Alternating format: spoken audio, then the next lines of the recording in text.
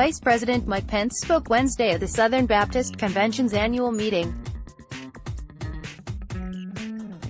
Vice President Mike Pence pledged to continue prioritizing issues that matter to evangelical Christians during his address at the Southern Baptist Convention's annual meeting in Texas on Wednesday morning.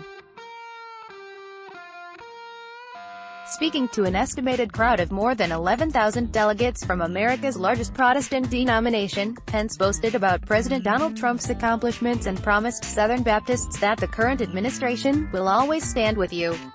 I know, with your strong support and prayers. With Donald Trump in the White House and God's help, we will make America safe again, we will make America prosperous again, and to borrow a phrase, we will make America great again, Pence said. During the wide-ranging speech, Pence touted actions the president has taken that were seen as victories by evangelical Christians, securing the release of 3 Korean-American evangelicals who are detained in North Korea, moving the U.S. Embassy in Israel to Jerusalem, and taking steps to defund Planned Parenthood. These mentions were greeted with raucous applause and standing ovations from the gathered crowd. At one point, an audience member yelled, "4 more years, Dr." Steve Gaines, leader of the Southern Baptist Convention, presides at the denomination's annual meeting on Tuesday, June 12, 2018 in Dallas, Texas. According to the SBC, the White House had reached out about Pence addressing its meeting. Pence, an evangelical Christian, is part of a long line of Republican politicians to speak at the Southern Baptist's annual meeting. Gerald Ford addressed the meeting in 1976. President George W. Bush delivered a speech via satellite during the convention's 2004 meeting. Texas Governor Greg Abbott, R., spoke on Tuesday. But news of Pence's speech provoked a considerable amount of dissent among attendees, revealing a fissure in the denomination over associating with President Donald Trump. A few attendees of the meeting planned to skip the vice president's speech and instead hold prayer sessions in other parts of the convention center. The Washington Post reports, leaders claimed the speech was not meant to show allegiance to a specific political party, but rather an opportunity for Pence to express appreciation to Southern Baptists for the contributions we make to the moral fabric of our nation. Pence did in fact spend time praising the faith and charitable works carried out by Southern Baptists, calling the denomination one of the greatest forces for good anywhere in America. He also spoke about how he was inspired by the resilience of members of the First Baptist Church of Sutherland Springs, Texas.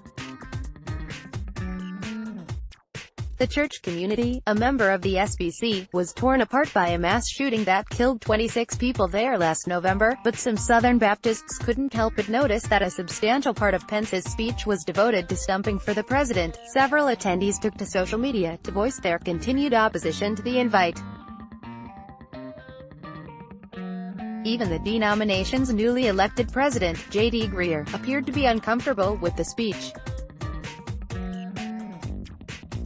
The 45-year-old megachurch pastor from North Carolina, seen by many to represent a younger generation of evangelicals, acknowledged on Twitter that the speech sent a terribly mixed signal. "We are grateful for civic leaders who want to speak to our convention, but make no mistake about it, our identity is in the gospel and our unity is in the Great Commission," Greear wrote.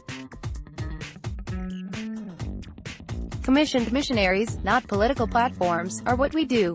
Others chimed in, "So apparently I've now attended my first political rally ever. Sadly it's at the SBC annual meeting. Grieved at the division this will cause. Please know many in the room did not want this. I respect Pence, but the convention is not the place for politicking."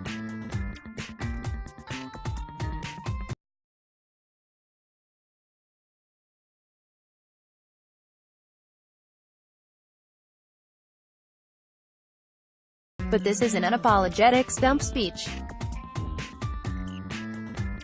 MAGA hats and all. I have spoken and heard from many young SBC leaders that desire to chart a different path moving forward.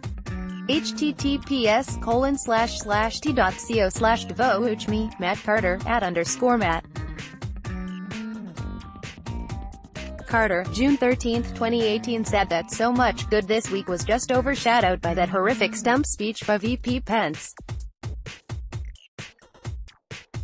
I'm horrified and ashamed. To our brothers and sisters of color, I'm so sorry. So little wisdom exercised in that decision. I pray God moves us in a better direction.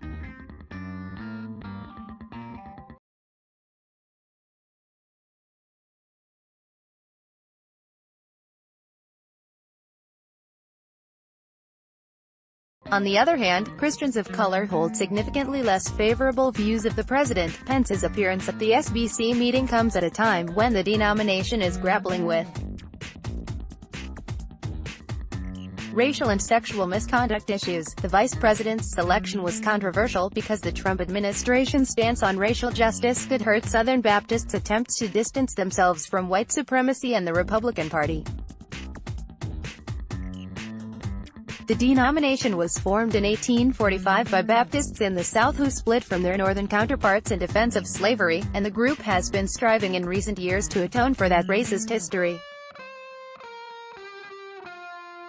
The church has also been reckoning with the Me Too movement, including the removal of Southern Baptist Seminary President Paige Patterson after allegations that he mishandled a student's rape complaint. Pence is the second in command to a president who has been accused of sexual assault by multiple women. Here is my full statement on why the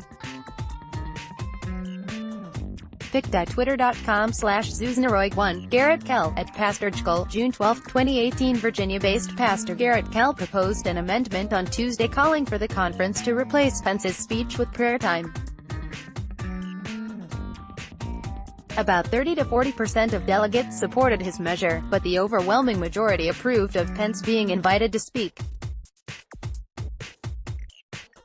Many of our minority brothers and sisters will be especially hurt by this invitation, and I fear that it would communicate that our political associations are more important than our association with them, Kell said. Opposition to Pence's speech was brought up several more times at the meeting, but SBC leaders ruled that the question had already been decided. Messengers pray and worship on Tuesday, June 12, 2018, at the 2018 annual meeting of the Southern Baptist Convention in Dallas, Texas. On Tuesday, delegates to the meeting passed resolutions denouncing all forms of abuse, affirming women's dignity, and calling for sexual purity among pastors. The resolutions were a response to the Me Too movement that stayed within the boundaries of the conservative group's views on gender, assuring, for example, that women should only serve in biblically appropriate ways, which usually signals that women can't become senior pastors. About 24 protesters from within and outside the SBC gathered outside the Dallas Convention Center on Tuesday to push for increased transparency on the issue of sexual abuse. The organizers called for a clergy sex offender database for the SBC and mandatory training for seminarians on how to handle abuse allegations. Ashley Easter, an advocate for abuse survivors and a rally spokesperson, told HuffPost that Tuesday's resolutions fail to take into account the role that patriarchal theology has in the abuse of women. Allowing men to have authority and power over women opens the door wide for abuse, she said in an email. Easter, who is not Southern Baptist, added that she fears the resolution on the sexual purity of pastors won't be effective if the denomination doesn't take steps to hold predators accountable. My knowledge, the SBC has still failed to implement a clergy sex offender database or call for mandatory abuse prevention and response training for SBC clergy that the rally called for, Easter said. If words are not accompanied by action, I fear the resolution will be rendered meaningless. The issue continued to be on delegates' minds on Wednesday.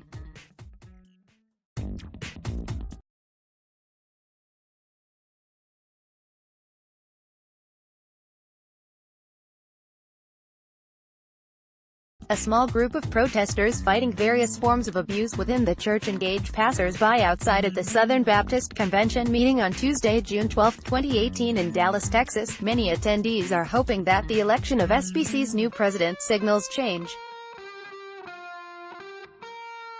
Greer, who was elected on Tuesday, is the denomination's youngest president in decades. Seen by many as the voice for the younger generation, Greer ran on a platform focused on church planting, renewing personal evangelization efforts, increasing racial and cultural diversity in leadership, and engaging with young people. More than 68% of delegates chose Greer over the second candidate, 70-year-old former Southwestern Baptist Theological Seminary president Ken Hemphill. On his website, Greer said he is approaching his new position with humility and hope. God is stirring in the SBC. He has exposed a startling amount of sin in our midst. He has shaken many of our foundations. And I actually think that's good news, because whom the Lord loves, he chastens. Greer wrote, "He is inviting us, I believe, into an era of unprecedented effectiveness for the Great Commission, if we repent." Download